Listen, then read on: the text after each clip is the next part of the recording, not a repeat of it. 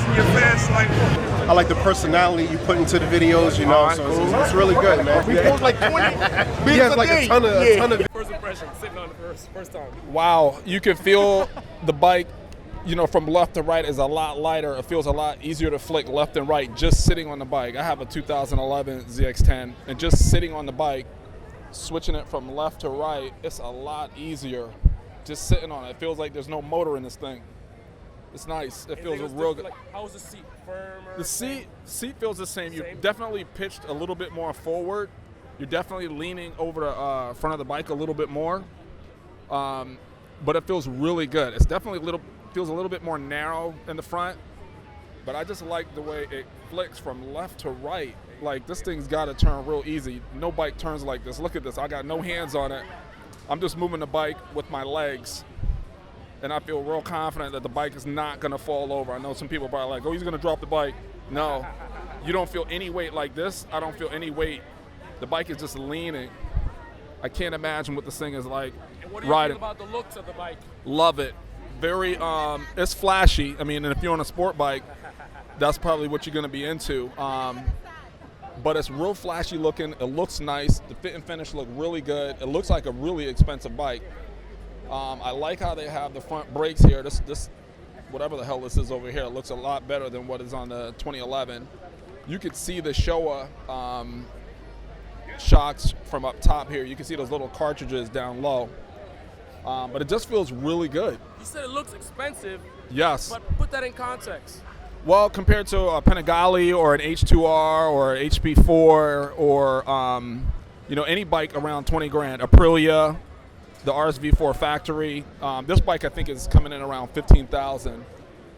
And I think for what you're getting, I mean, the cosmetics and the upgrade in the technology, I think it's a fantastic value. I was considering getting an adventure bike, getting off my 2011, but this thing has changed my mind.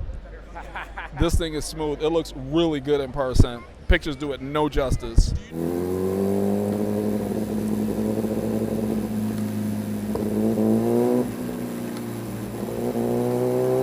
I've heard about it where one shock does compression and the other one does rebound. It's very popular on dirt bikes.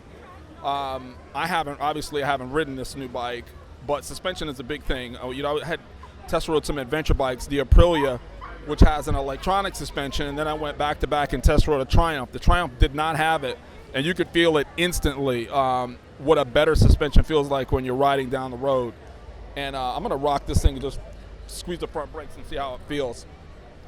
It doesn't feel any different than my 2011, but I imagine riding it probably feels a little different.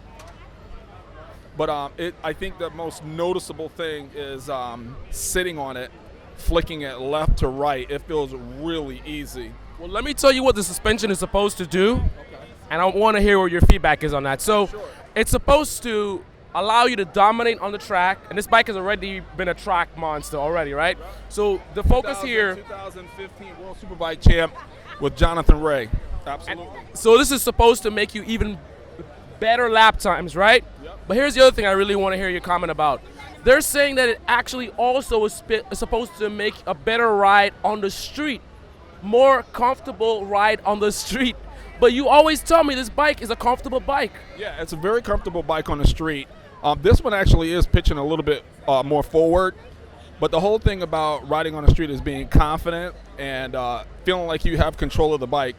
And if this thing gives you more confidence and you have more feel and you're more connected to the tires, you're definitely going to feel more confident riding on the street. It's supposed to have more traction control levels, so that if you are accelerating down the road, you hit a wet patch or go over a manhole cover, which is typically very slippery. It has a very progressive grip in terms of not cutting off the throttle, but keeping the bike under control. It's also supposed to have, if this one is the ABS, and I watched some video of it, when you lean the bike over and hit the brakes, it doesn't stand the bike up. It actually will slow you down and keep you leaned over. And that's actually an incredible feature, because a lot of times you're riding on an unfamiliar road, come around the corner, and you want to hammer the front brakes.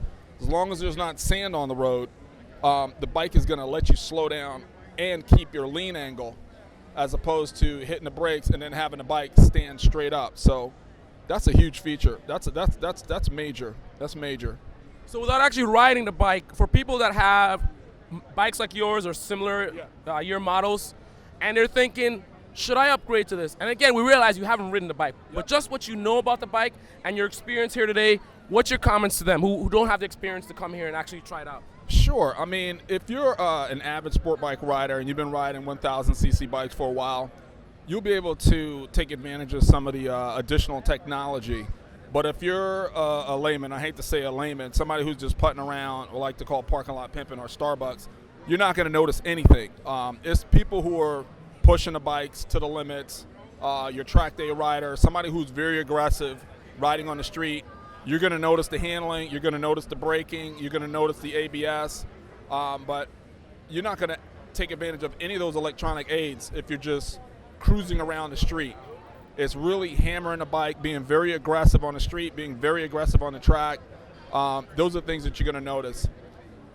If you're riding, actually, the one thing you might be able to take advantage of is the handling. If you're just cruising around the road, the way that this bike kind of flicks left and right, it would make it easier to handle on the streets.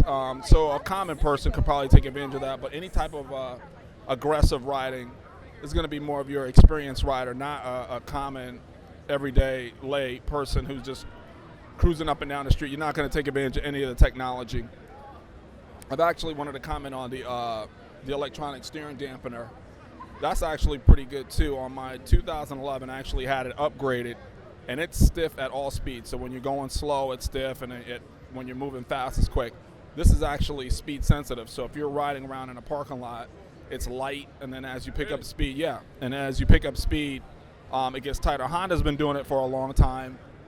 They have a speed sensitive steering dampener, and now Kawasaki's doing it. I think call it electronic steering dampener. But it really helps, like for riding around slow, and then when you're on a highway at speed, keeps the bike stable. All right, so as we wrap it up, I just want to make one final comment about this bike in terms of street use. I just want to remind you guys that the suspension is supposed to give you a more comfortable ride. So that's something that anybody could appreciate, no matter your riding skill.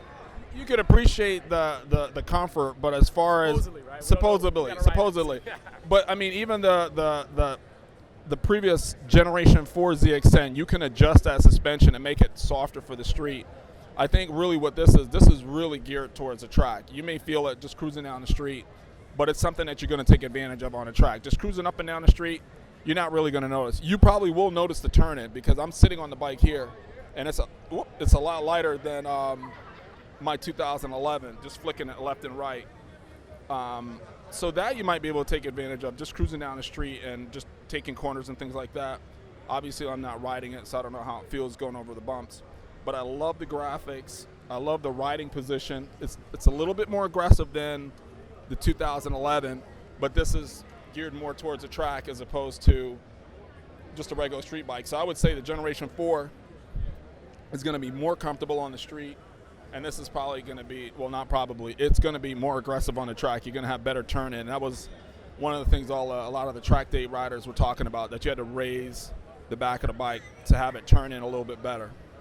But you want to give a shout out to your favorite form and your user? Yeah, absolutely. Shout out to ZX10R.net, Blue, Skydork, those guys, ZX10 forum. Yeah, bike is awesome. All right, cool. Yep. Thank you, man. The most awesome motorcycle channel in the universe. Yeah. Oh.